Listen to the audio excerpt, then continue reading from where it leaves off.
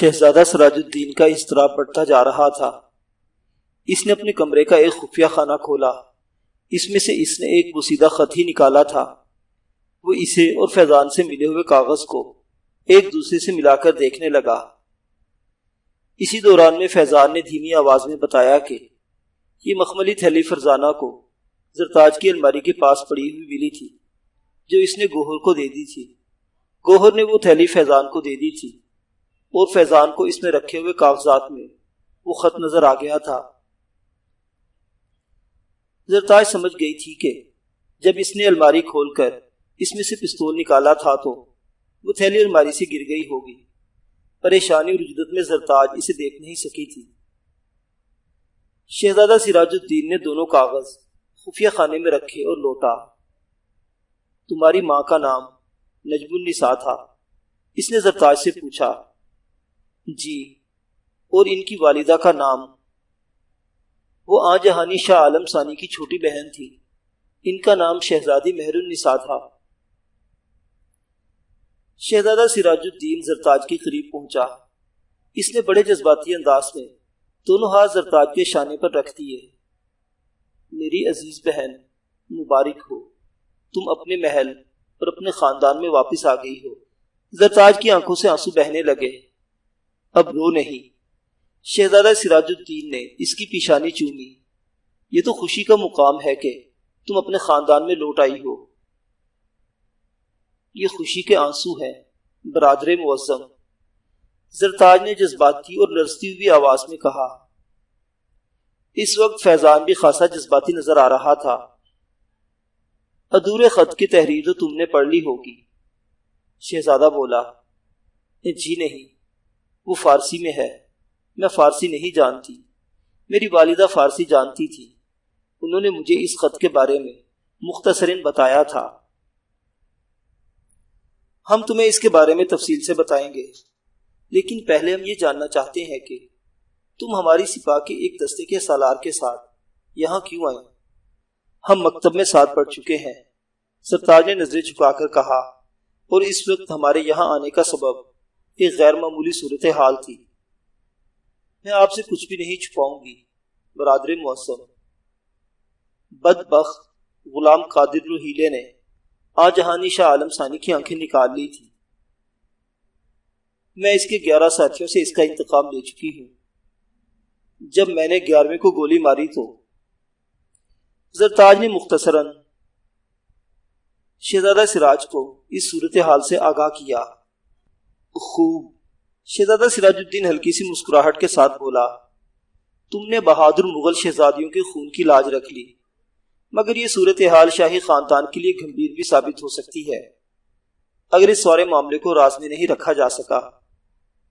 شہزادہ حضور، فیضان بولا، کیا اب آپ مجھے جانے کی اجازت دیں گے؟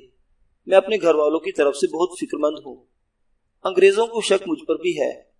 شہزادی زرتاج اس وقت ان کے ہاتھ نہیں لگ سکی، اور کیونکہ اس وقت میں بھی غائب ہوں، اس لیے انگریزوں کی طرف سے نہ جانے کیا قدم اٹھایا جائے۔ تم پر انہیں کیا شبہ ہے اور کیوں؟ اگرچہ فیضان کو اپنے گھر جانے کی جلدی تھی، لیکن اسے اجمالی طور پر سراج الدین کو حالات سے آگاہ کرنا پڑا۔ شہزادہ سراج الدین کے چہرے پر تشویش کے آثار پیدا ہوئے۔ وہ بولا، جب تم ہماری عزیز بہن کو لے کر وہاں سے بھاگے تھے تو کیا یہ امکان نہیں تھا کہ تمہیں بھی پہچان لیا گیا ہوگا؟ اس کا خدشہ تو ہے شہزادہ حضور۔ تو پھر تمہیں ابھی اپنے گھر کا رخ نہیں کرنا چاہیے، تمہیں گرفتار کر لیا جا سکتا ہے۔ ابھی تم یہی رکو، ہم معلومات کرواتے ہیں کہ ہمارے گھر پر کیا صورتحال ہے۔ کوئی بھی صورتحال ہو، میں اپنے گھر والوں کے لیے بہت پریشان ہوں اور وہاں جانے کے لیے بہت بے چین ہوں۔ نہیں فیضان، زرتاج بول پڑی، برادر معظم ٹھیک کہہ رہے ہیں، پہلے معلومات حاصل کرنا ضروری ہے، تم فوراً وہاں نہیں جاؤ گے۔ فیضان کے چہرے پر بے چینی اور پریشانی کے تاثرات میں اضافہ ہو گیا۔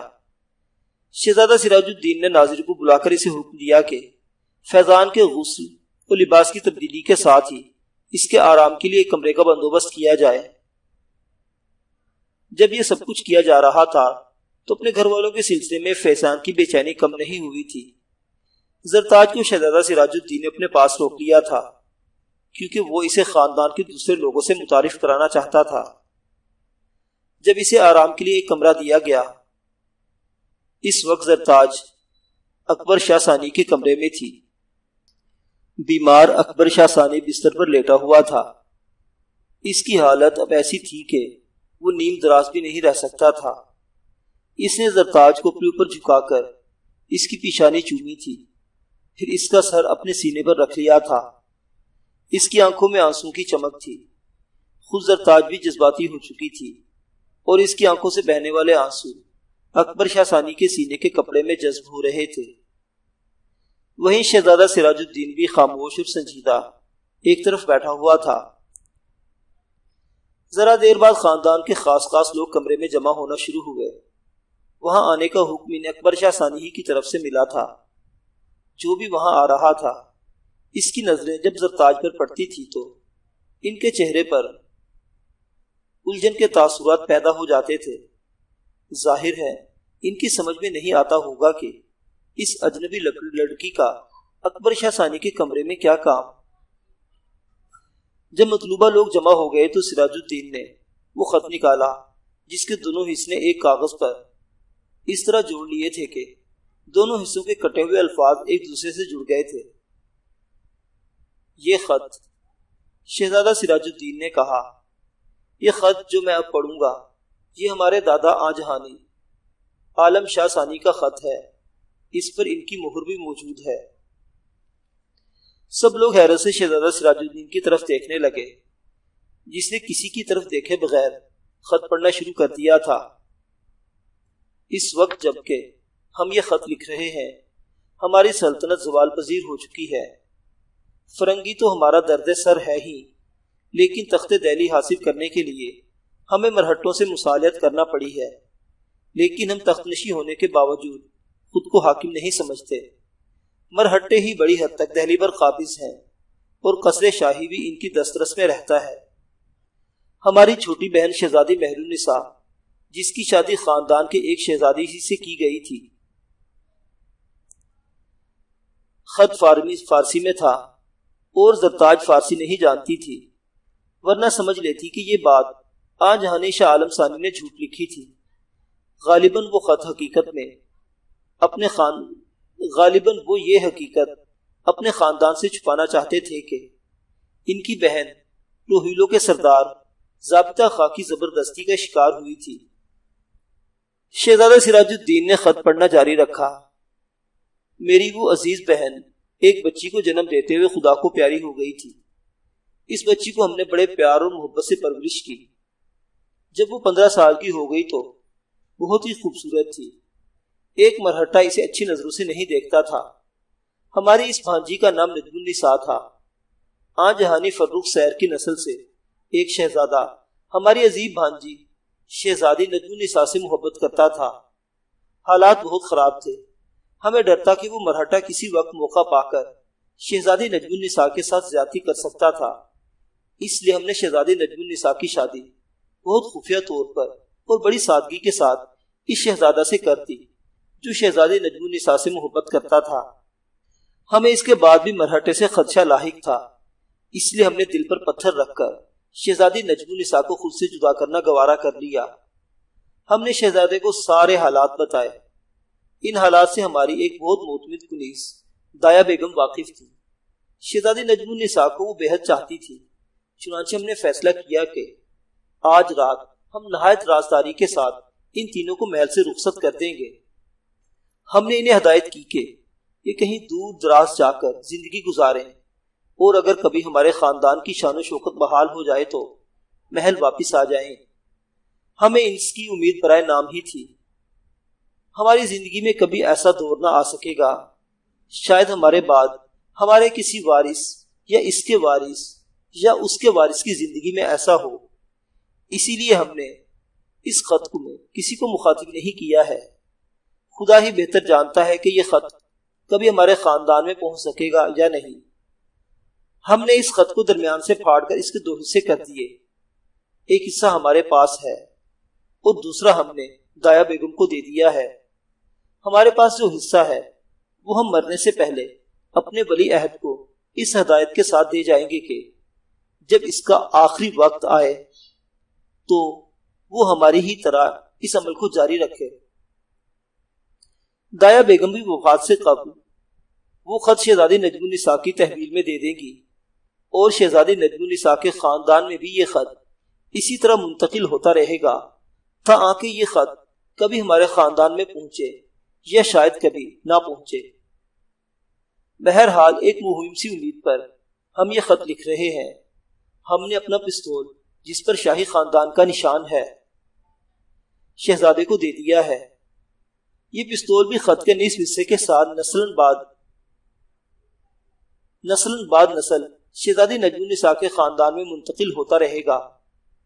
جب بھی کوئی وہ پستول اور خط کا نصف حصہ لے کر ہمارے خاندان میں آئے تو ان دونوں چیزوں کی وجہ سے کوئی بھی اس کو اپنے خاندان کا فرض سمجھنے میں تعامل نہ کرے اور اسے بھی وہی عزت اور مقام دیا جائے جو دیگر شہزادے گان مغلیہ کا حصہ ہے۔ ہمیں امید ہے کہ ہمارے وارثوں میں سے کوئی بھی ہماری اس ہدایت یا نصیحت کے خلاف عمل نہیں کرے گا۔ شہزادہ سراج الدین نے خاموش ہو کر خاندان کے لوگوں کی طرف دیکھتے ہوئے کہا، ابھی میں نے یہ خط آپ سب کو بھی دوں گا، سب اسے باری باری پڑھ لیں، لیکن اس سے پہلے میں یہ بتانا چاہتا ہوں کہ اس خط کا نصف حصہ اعلیٰ حضرت نے مجھے اس دن دیا تھا جب ہماری ولی عہدی کا اعلان کیا تھا۔ اس خط کا باقی حصہ ہمیں کچھ دیر قبل ملا ہے اور اس کے ساتھ ہی یہ پستول بھی۔ شہزادہ سراج الدین نے پستول نکال کر دکھایا۔ ابھی آپ لوگ اس خط کے ساتھ اس پستول پر لگا ہوا شاہی نشان بھی دیکھ لیجئے گا۔ یہ بتاتے ہوئے میں افسوس ہو رہا ہے کہ شہزادی نجم النساء کا انتقال ہو چکا ہے۔ ان کی حرکت قلب اس لیے بند ہو چکی تھی کہ دایا بیگم کا انتقال ہوا تھا۔ 2 سال قبل شہزادی نجم النساء کا شوہر کا بھی انتقال ہو چکا ہے۔ آج یہ خط اور پستول ہمارے پاس شہزادی نجم النساء کی بیٹی کے ذریعے پہنچا ہے۔ یہ ہے ان کی بیٹی۔ شہزادہ سراج الدین نے زرتاج کی طرف اشارہ کرتے ہوئے بڑی محبت سے کہا، شہزادی زرتاج۔ کمرے میں چند لمحوں کے لیے بنبناہٹ سی ہوئی۔ زیادہ تر افراد ایک دوسرے سے سرگوشیاں کرنے لگے تھے اور ان کی نظریں زرتاج کی طرف اٹھ رہی تھی۔ اکبر شاہ ثانی کے سینے سے الگ ہونے کے بعد زرتاج کا چہرہ بالکل سپاٹ تھا۔ حقیقتاً اسے اس وقت بھی کوئی خوشی نہیں ہوئی تھی جب اسے دایا بیگم سے معلوم ہوا تھا کہ وہ ایک مغل شہزادی ہے، اور اب اسے شاہی محل میں آ کر بھی کوئی مسرت نہیں ہوئی تھی۔ نجم النساء اور دایا بیگم کی موت کے بعد اسے ساری دنیا خالی خالی سی لگنے لگی تھی۔ اس کے لیے اب اگر کوئی رہ گیا تھا تو وہ صرف فیضان تھا۔ اب شہزادہ سراج الدین نے کہا، میں یہ بتانا چاہتا ہوں کہ شہزادی نجم النساء کی زندگی کیسے گزری۔ اس نے وہ سب کچھ دہرا دیا جو اسے ذرا دیر قبل شہزادی زرتاج سے معلوم ہوا تھا۔ اس نے بس یہ نہیں بتایا کہ شہزادی زرتاج نے 11 روحیلوں کو قتل کیا تھا۔ وہ سب کچھ بیان کرنے کے بعد اس نے کہا، دایا بیگم کے انتقال سے پہلے ہماری عزیزہ بہن شہزادی زرتاج کو ان سب باتوں کا علم نہیں تھا۔ ایک عام لڑکی سمجھا جاتا تھا۔ ہماری شہزادی نے خود کو اور اسی لیے اسے محبت بھی ایک عام نوجوان سے ہوئی ہے۔ فیضان ہماری سپاہ کا ایک دستے کا سالار ہے، خوبصورت، شجاع اور نہایت ذہین ہے۔ اگرچہ وہ کسی شاہی خاندان سے نہیں ہے، لیکن ہمارا خاندان بھی تو اب محض رسمن شاہی خاندان رہ گیا ہے۔ اسی لیے ہم نے اعلیٰ حضرت کے مشورے سے فیصلہ کیا ہے کہ فیضان اور شہزادی زرتاج کی شادی کر دی جائے گی۔ ہمیں امید ہے کہ آپ سب ان دونوں کو بہت خوش دلی اور وسیع القلبی سے قبول کریں گے۔ اور اب آپ لوگ یہ خط اور یہ پستول دیکھ سکتے ہیں۔ شہزادہ سراج الدین نے دونوں چیزیں سب سے پہلے ممتاز بیگم کی طرف بڑھائیں۔ اس کی یہ ستیلی والدہ اگرچہ اپنے بیٹے جہانگیر مرزا کو ولی عہد بنانے کے لیے انگریزوں سے بھی ساز باز کی صحیح ناکام کر چکی تھی، لیکن شہزادہ سراج سب کچھ نظر انداز کر کے اب بھی ان کا احترام کرتا تھا۔ کمرے میں موجود لوگوں میں سب سے پہلے شہزادہ سراج الدین کی چہیتی بیوی زینت محل آگے بڑھ کر زرتاج کے قریب گئی۔ زرتاج احتراماً کھڑی ہو گئی۔ زینت محل نے اسے بڑی محبت کے ساتھ اپنے گلے سے لگا لیا۔ تم اب میرے ساتھ چلو، اس نے زرتاج سے کہا۔ اب خاندان مغلیہ کی شان و شوکت پہلی جیسی تو نہیں رہی، لیکن جیسی بھی ہے رہ گئی ہے۔ اسی اعتبار سے اب تمہاری وضاقتہ شہزادی ہوئی کسی ہونی چاہیے۔ 2 کنیزیں بھی تمہارے لیے مخصوص کی جائیں گی۔